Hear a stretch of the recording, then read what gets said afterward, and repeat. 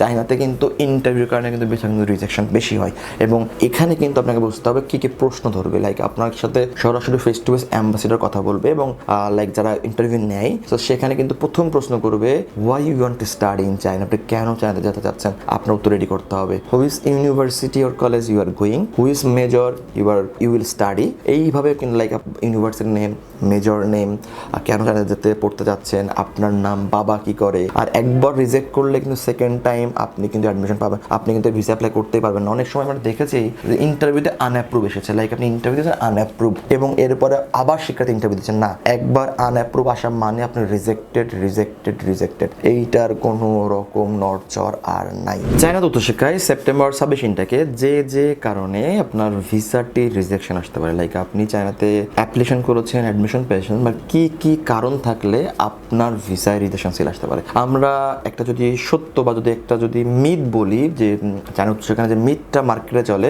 চায়নাতে কোনো visa rejection নাই, চায়নাতে ভিসা 100% নো, এটা টোটালি মিথ্যা কথা। চায়নাতে কিন্তু ভিসা রিজেকশন হয়। যে সকল কনসালটেন্ট বা যে সকল প্রতিষ্ঠান বড় সংখ্যার শিক্ষার্থী নিয়ে কাজ করে, লাইক 100-200 ফাইল নিয়ে কাজ করে, তারাও কিন্তু রিজেকশন পায়। আপনি 1-2টা ফাইল নিয়ে কাজ করলে রিজেকশন নাও পাইতে পারেন, তখন 100% বলা যাবে না। আপনাকে টোটাল সিনারিও দেখতে হবে। চায়না এম্বাসিতে মোটামুটি রিজেকশন হচ্ছে এবং কয়েকটা রিজন আছে রিজেকশন হওয়ার পিছনে। প্রথম যে রিজনটা আপনাকে কি জানতে হবে সেটা হলো আপনার ডকুমেন্টেশন প্রিপেয়ার করতে হবে কারেক্টলি। অনেক শিক্ষার্থী আছে বা অনেক জায়গায় আমরা দেখি যে ফেক ডকুমেন্টেশনের কারণে রিজেকশন হয়। তো আপনি যে ডকুমেন্ট সাবমিট করছেন, লাইক আপনার পাসপোর্ট, আপনার একাডেমিক সার্টিফিকেট, একাডেমিক মার্কশিট, এইগুলো কিন্তু হতে হবে অ্যাকুরেট, কোনো রকম ফেক করার সুযোগ নাই। Second most importantly bank statement, আপনাকে কিন্তু 6 মান্থের একটা লেনদেন শো করতে হবে। একটা লাইক যে অ্যাকাউন্ট আপনি ওপেন করছেন, অ্যাকাউন্টের মিনিমাম বয়স হতে হবে 6 মান্থ এবং ওই 6 মাসের লেনদেন সহ আপনাকে লাস্ট এন্ডিং ব্যালেন্স 3,20,000 টাকা রাখতে হবে। এর কম যদি রাখেন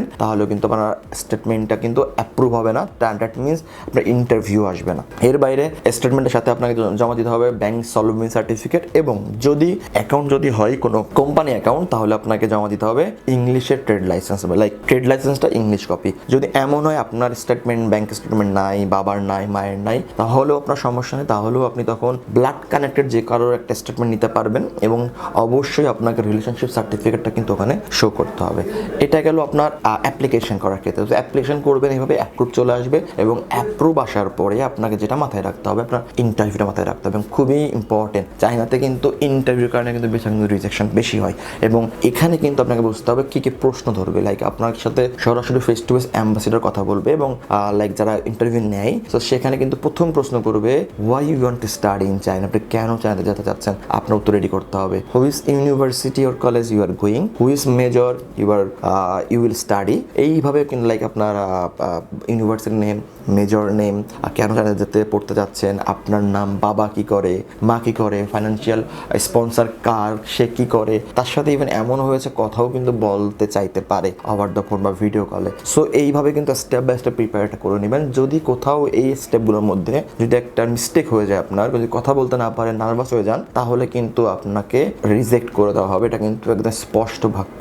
আর একবার রিজেক্ট করলে কিন্তু সেকেন্ড টাইম আপনি কিন্তু অ্যাডমিশন পাবেন, আপনি কিন্তু ভিসা অ্যাপ্লাই করতেই পারবেন না। অনেক সময় আমরা দেখেছি যে ইন্টারভিউতে আনঅ্যাপ্রুভ এসেছে, লাইক আপনি ইন্টারভিউ দিয়েছেন আনঅ্যাপ্রুভ এবং এরপরে আবার শিক্ষার্থী ইন্টারভিউ দিচ্ছেন, না একবার আনঅ্যাপ্রুভ আসা মানে আপনি রিজেক্টেড, এইটার কোনো রকম নড়চড় আর নাই। তার মানে ইন্টারভিউ খুব ভালোভাবে দিতে হবে। আর একবার রিজেকশন পাওয়া মানে কেউ বলতে পারবে না আপনার ভিসা কবে দিবে, আমিও বলতে পারি এবং আমার মনে হয় এটা অ্যাম্বাসিডার বলতে পারবে না যে কবে দিবে, কারণ আমাদের লাস্ট একটা মিটিং হয়েছিল অ্যাম্বাসিডারের সাথে। তো তাদেরকে এই প্রশ্ন আমরা করেছিলাম, আমরা কয়েকজন ব্যক্তি যা প্রতিষ্ঠান যারা আমরা এজেন্সি বিলং করি। সো যে একবার রিজেকশন হলে কবে অ্যাপ্লাই করতে পারবে, সে বললো এই ব্যাপারে কোনো রকম ধারণা বা ক্লিয়ার কোনো নোটিশ আমাদের কাছে এখনো নাই। সো আমরাও জানি না যে কবে করতে পারবে। সো দ্যাট মিনস আপনাকে মাথায় রাখতে হবে আপনার ভিসা অ্যাপ্লাই একবারই চান্সেস, এই একবারের মধ্যে কিন্তু আপনাকে কিন্তু আপনার ভিসা নিতে হবে। চায়নাতে কিন্তু ভিসা রিফিউজাল রেট কম, তার মানে সুযোগ আরও বেশি। কিন্তু আপনি যদি এখানে যদি কোনোভাবে কথা বলতে না পারেন, মিস ডকুমেন্টস প্রোভাইড করেন, ফেক ডকুমেন্ট প্রোভাইড করেন, তাহলে রিজেকশন চলে আসবে। সো এইভাবে একটু চিন্তা করে অন বাই ওয়ান আগাবেন। যদি আগাতে পারেন তাহলে আশা করি চায়না উচ্চশিক্ষায় ভিসা পেতে আপনার কোনো রকম বিড়ম্বনা ফেস করতে হবে না। এরপরও যদি চায়না উচ্চশিক্ষার ভিসা অ্যাপ্লিকেশন নিয়ে আমাদের এদিকে টিম কাজ করছে, যারা ভিসা অ্যাপ্লিকেশন করে, যদি মনে হয় কোনো সাপোর্ট দরকার, হেল্প দরকার, তাহলে অফিসে আসতে পারেন, হোয়াটসঅ্যাপে কন্ট্যাক্ট করতে পারেন। আমরা ওয়াইডারবল কনসালটেন্সি 7 বছর বেশি সময় চায়না বিভিন্ন ইউনিভার্সিটি স্কলারশিপে কাজ করে আসছি। আশা করি আপনার উচ্চশিক্ষার জার্নি WWDC শুভ হবে। ভালো ভালো থাকবেন। আসসালামু আলাইকুম।